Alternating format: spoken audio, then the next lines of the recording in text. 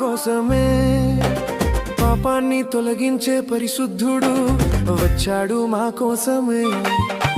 చీకటి తొలగించే శ్రీమంతుడు పుట్టాడు మా కోసమే.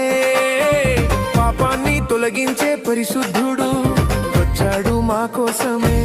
యేసయ్య పుట్టాడు